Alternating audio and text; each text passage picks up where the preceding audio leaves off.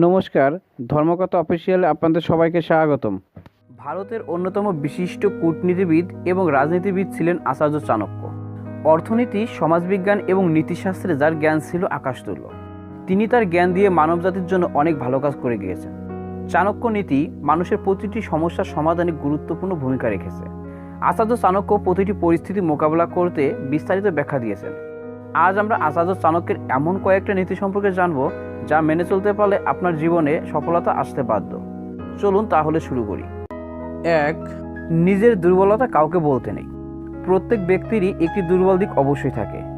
যখন আমাদের জন্ম হয় তখন আমরা একাই থাকি। তারপর ধীরে ধীরে আমরা যতই বড় হই ততই সংসার জীবনে অনেক মানুষের সাথে আমাদের বন্ধুত্ব গভীর হয়। আর আমরা সেই গভীরতায় ডুবে গিয়ে আমাদের সেই দুর্বলতার কথা সবাইকে বলে ফেলি। তার ফলে সেটা ক্রমে ক্রমে ছড়িয়ে যায়, আর তারপর কেউ না কেউ আমাদের দুর্বলতার সুযোগ নিয়ে আমাদের দুর্বল জায়গায় আঘাত করে। তাই আমাদের নিজের দুর্বলতার কথা কাউকে বলতে নেই। 2. মূর্খ ব্যক্তির সাথে কখনো তর্ক করতে নেই। আমাদের কখনো মূর্খ ব্যক্তির সাথে তর্ক করা উচিত নয়, কারণ মূর্খ ব্যক্তিরা না বুঝেই কথা বলে। তাই আপনি কখনো তাদের সঠিক জিনিসটি বোঝাতে পারবেন না। আর তাছাড়া মূর্খ ব্যক্তিরা খুব সহজেই অসম্মানজনক কথা বলে দেয়, যা আপনার আত্মসম্মানকে আঘাত করতে পারে।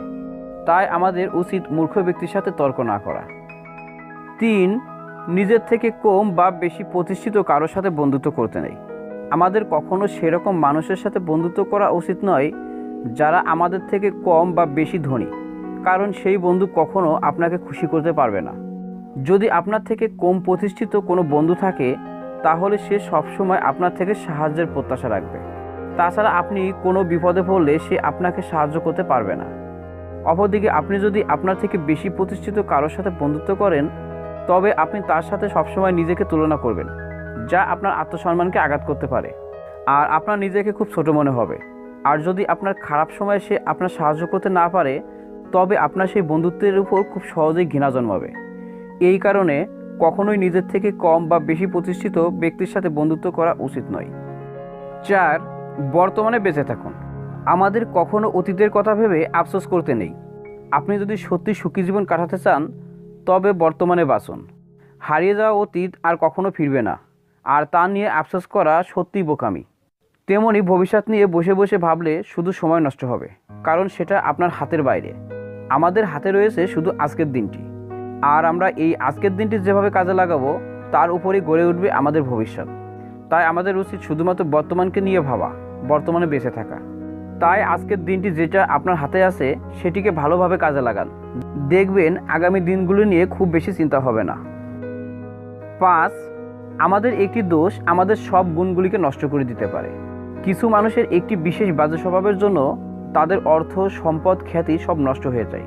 হতে পারে আপনি একজন সমাজসেবী, বা আপনার ব্যবহার অত্যন্ত ভালো, বা আপনার মধ্যে অনেকগুলো গুণ আছে, তবুও আপনার একটি দোষের জন্য আপনার স্বর্গের মতো সুন্দর জীবন নরকে পরিণত হতে পারে। এই দোষগুলি হলো নেশা করা, অলসতা করা, অহংকার করা আর জুয়া খেলা। এর মধ্যে যদি কোনো দোষ আপনার মধ্যে থাকে তাহলে সেটি এখনই ত্যাগ করুন, অন্যথায় এগুলি আপনার জীবন ধ্বংস করে দিবে। 6. টাকা পয়সাকে ভেবেচিন্তে খরচ করা। টাকা আছে তো জীবন আছে। টাকা ছাড়া আমরা সবাই ভিখারি। সমস্ত রকম সুযোগ সুবিধার মূলে আছে টাকা। তাই আমাদের জীবনে টাকার ভূমিকা সব থেকে বেশি। অনেক মানুষকে দেখা যায় যারা খুব পরিশ্রম করে টাকা অর্জন করে, কিন্তু সেই কষ্টে উপার্জিত টাকা সব নষ্ট করে ফেলে। ফলে তাদের দারিদ্রতা কোনোদিনও যায় না। কথায় আছে, কুবেরও যদি তার ইনকামের থেকে বেশি খরচ করতে শুরু করে তাহলে সেও একদিন ভিখারি হয়ে যাবে। এজন্যই টাকা পয়সাকে সবসময় একটি সীমার মধ্যে রেখে খরচ করা উচিত, সে আপনার কাছে যতই টাকা থাকুক না কেন। 7. অলসতা থেকে দূরে থাকুন। তথ্য অনুযায়ী পৃথিবীর 20% মানুষ সফল আর বাকি 80% অসফল। আপনার মনে প্রশ্ন আসতেই পারে, সফল লোকের পরিমাণ এত কম কেন? আপনি হয়তো ভাবছেন এদের ভাগ্য ভালো, বা এদের কেউ সাহায্য করেছিল, বা এদের হয়তো অনেক ধন সম্পত্তি আগে থেকেই ছিল। কিন্তু বাস্তবে ঠিক তার উল্টোটা দেখা যায়। এদের বেশিরভাগই শূন্য থেকে জীবন শুরু করে আজ আকাশ ছুঁয়েছে।